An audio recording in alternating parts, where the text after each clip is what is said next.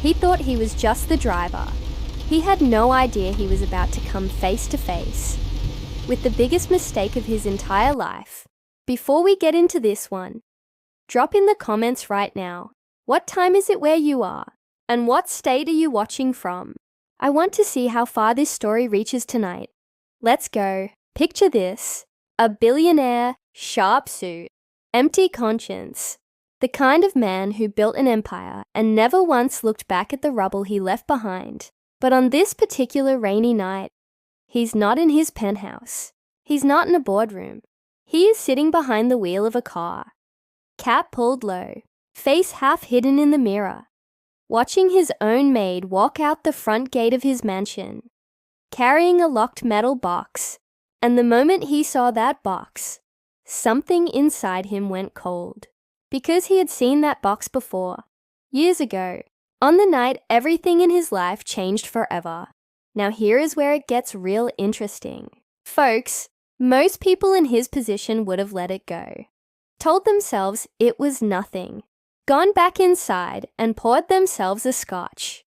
But he didn't. Something in his gut, that old, stubborn American gut feeling that tells you something ain't right, would not let him move.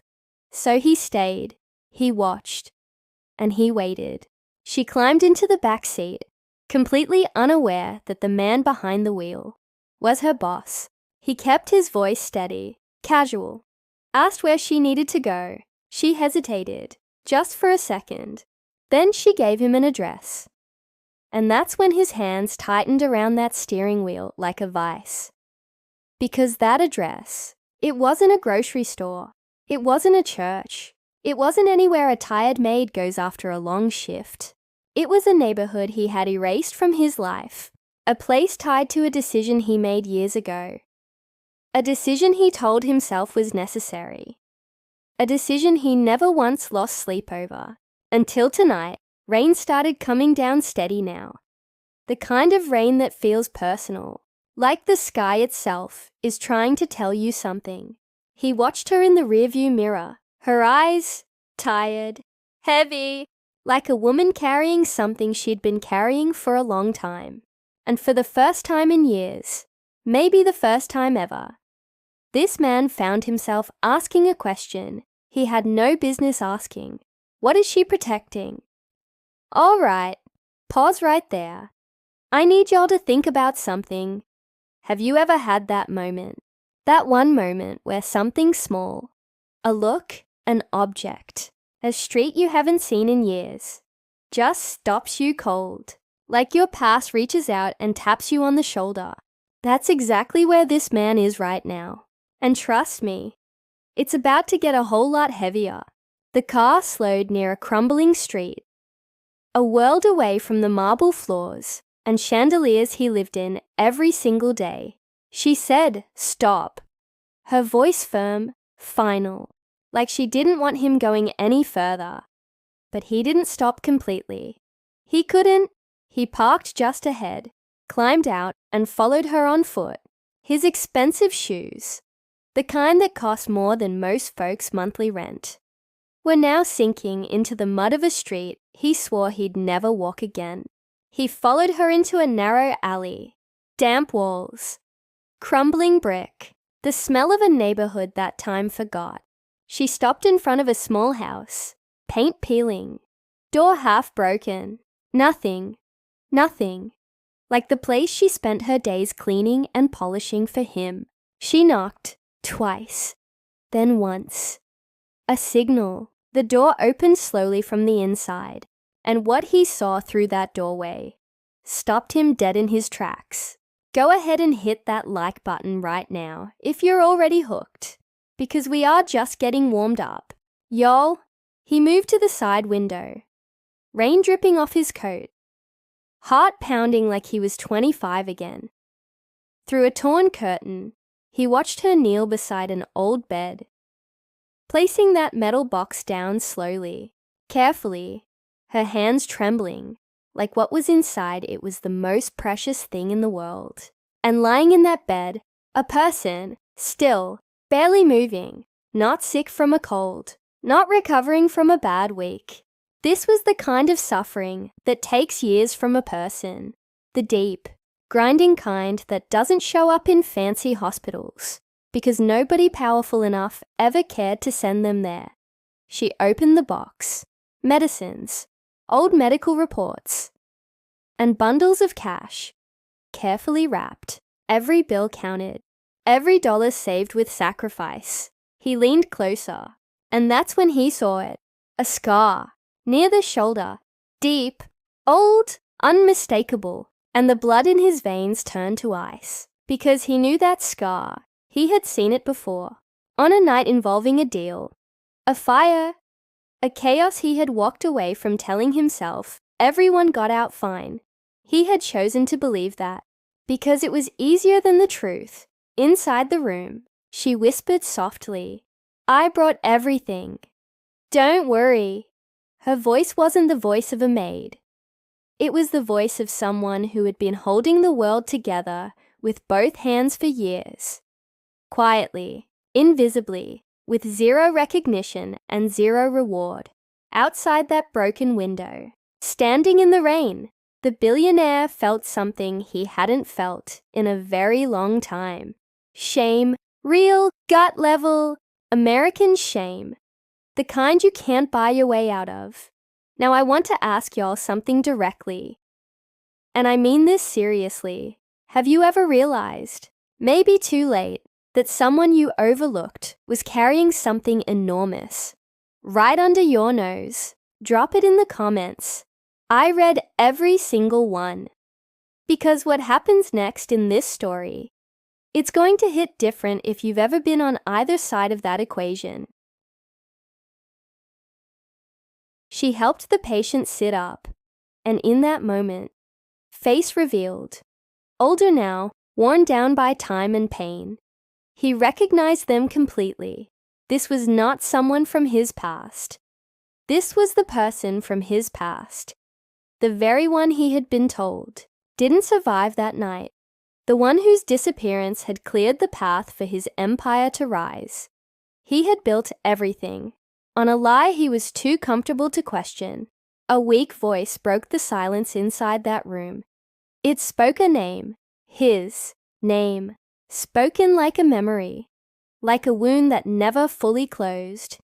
He yanked his hand back from the door handle. Couldn't breathe, couldn't think. And then she spoke again. Voice low, steady, meant only for the room. Don't worry. He doesn't know anything, folks. That sentence right there. She had known the truth all along. Every single day she worked in his mansion, polishing his floors, serving his meals, being invisible in his world. She had been quietly running a secret life of loyalty and sacrifice for someone he abandoned. Let that sink in for a second. He stepped back into the shadows, mind racing, thinking about the deal, the fire, the man who told him no one made it out, the fact that he never once picked up the phone to confirm it himself. And now he understood the most terrifying thing of all. Someone had lied to him. Or maybe he had simply chosen not to ask, because asking would have cost him everything he wanted. He watched two men arrive, medical supplies in hand, knocking in that same pattern, entering without a word. This wasn't an emergency visit. This was a routine, a whole quiet system of care built in the shadows of his world. While he sat up in his mansion, completely oblivious, he asked himself the question that would haunt him for the rest of his life. How long has this been going on? And who else knows what I don't? When the men left, he moved back to the window. One last time, she was counting the remaining money, putting it back in the box. Her face wasn't at peace. It was exhausted. The exhaustion of a person who has been running on nothing but principle for years. The patient spoke again. You shouldn't keep doing this. He would never care. She paused, then answered, quietly, without bitterness, without drama. It's not about what he deserves. It's about what's right. Y'all, it's not about what he deserves. It's about what's right. In 40 years of living, I'm not sure I've heard a more powerful line from someone with every reason in the world to be angry. Thunder cracked across the sky, and something cracked inside him too. He walked back to the car. Not to run. Not this time. He drove straight to the hospital. The best one in the city. One he owned. Walked through those emergency doors without his disguise. And every staff member in that building straightened up fast. He called the chief of medicine. Voice steady now. Different from before. Prepare a full team. I need a life saved tonight. No questions asked. He signed blank approval forms. Unlimited expenses. He had signed papers like that 1,000 times for business deals. Never once for a human being tied to his past. His phone rang. Unknown. Number. A cold voice on the other end. If you interfere now, the truth won't just hurt you. It will destroy everything you've built. He stared at that phone. And for the first time in his life, fear didn't win. He signaled the team. Ambulances. Moved. He went back to that house. No cap. No disguise. No hiding. She opened the door and froze. Seeing the man she had served for years, standing in the rain outside this place he was never supposed to find. He looked at her and said, simply, "You don't have to carry this alone anymore." The medical team worked through the night, and he stayed, not as a boss, not as a billionaire, just as a man sitting in a hospital hallway, finally paying a debt that was long past due. Days later, the machines beeped steadily, life slowly returning to those tired eyes. And when they finally opened and found his face, there was no hatred. There was something far more devastating. Forgiveness. The kind he knew he hadn't earned. The kind that hits harder than any punishment ever could. Some mistakes can be fixed with money. Some take everything you've got. And even then, barely. But the ones that live in the silence of people who chose to stay loyal, even when you gave them every reason to walk away, those take something that doesn't come easy to powerful men. They take humility. This story is over. But the question it leaves behind, that one stays with you.